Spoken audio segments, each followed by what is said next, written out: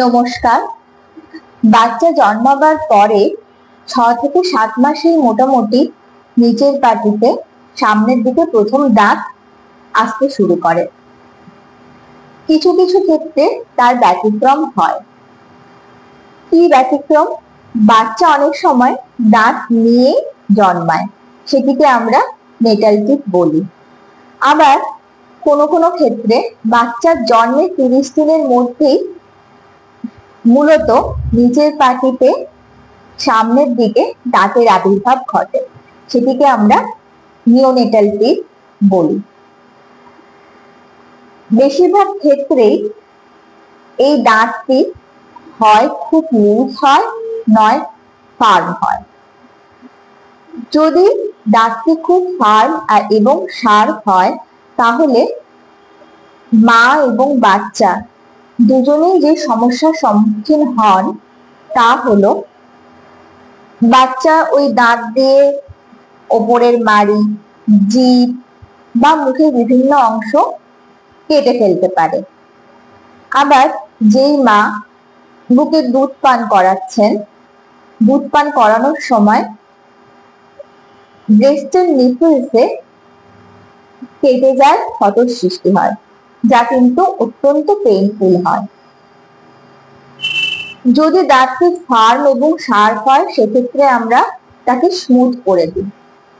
কিন্তু অনেক সময় কি হয়, ওই দাঁত বাড়ির সাথে লুজ হয়, যা অনেক সময় বাচ্চা গিলে ফেলতে পারে, খাদ্যনালীতে আটকে চোকিং হতে পারে। সেক্ষেত্রে কিন্তু ওই দাঁত তুলে ফেলাই বাঞ্ছনীয়। এই দুটো ক্ষেত্রেই আমরা কোনো পিডিয়াট্রিশিয়ান বা বাচ্চাদের দাঁতের ডাক্তার ইডোডন্টিক্সের পরামর্শ নিয়ে থাকি। বাচ্চার মুখে দাঁত আসার পরে কিন্তু বাবা মায়েরা দাঁত এবং মুখগহ্বরের পরিষ্কার নিয়ে অনেক বেশি সচেতনতা অবলম্বন করেন, কিন্তু আমরা সবসময় সাজেস্ট করি দাঁত আসার আগে মুখগহ্বরের যত্ন নেওয়া দরকার। বড়দের যেরকম মাড়ি থাকে, ছোটদেরও তেমনি মাড়ি থাকে, যাকে আমরা গাম প্যাড বলে থাকি। এই গাম প্যাড পরিষ্কার করব আমরা কিভাবে? একটি বড় স্টেরাইল গজ আমরা নেব, সেই গজকে ছোট ছোট কতগুলো আয়তাকার পিসে আমরা কেটে নেব, একটা বড় আঙুলের মাপে নয়তো হাফ আঙুলের মাপে। সেই পিসগুলোকে আমরা একটা স্টেরাইল জায়গায় সংরক্ষণ করতে পারি। ভালো করে আমরা হাত ধোবো, হাত ধোয়ার পরে ওই স্টেরাইল গজটিকে হাতে জড়িয়ে লিউকওয়ার্ম ওয়াটার বা হালকা গরম জলে ওই আঙুলটি ভিজিয়ে মাড়ির বা গাম প্যাডের এক প্রান্ত থেকে অন্য প্রান্তে হালকা হাতে খুব ভালো করে জেন্টল ম্যাসাজ করব। এটা এমনি স্টেরাইল কটনকে লিউকওয়ার্ম ওয়াটারে ডুবিয়েও আপনারা করতে পারেন।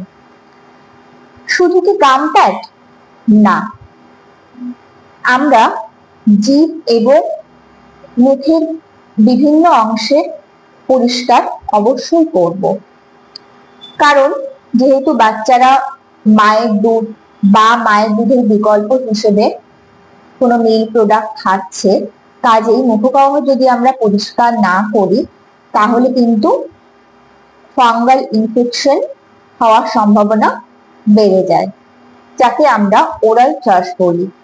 এক্ষেত্রে জিভ, মাড়িতে হোয়াইট কালারের প্যাচেস দেখতে পাওয়া যায়। কাজেই মুখ এবং মুখগহ্বরের যত্ন এই সময় নেওয়া খুবই দরকার।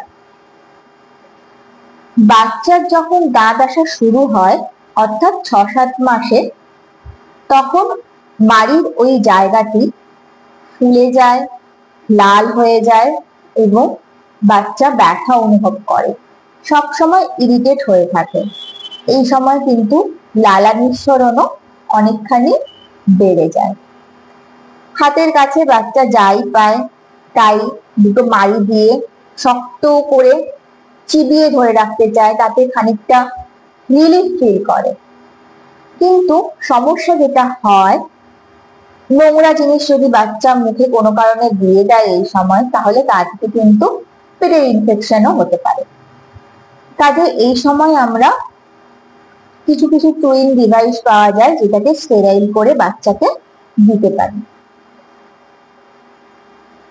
যদি দেখেন যে বাচ্চার 6-7 মাসেও দাঁত আসছে না, সেক্ষেত্রে ঘাবড়ে যাবেন না, ভয় পাবেন না, আবার অবহেলাও করবেন না। অবশ্যই সেক্ষেত্রে কোনো ডেন্টিস্টের পরামর্শ নিন। ভালো থাকবেন, সুস্থ থাকবেন।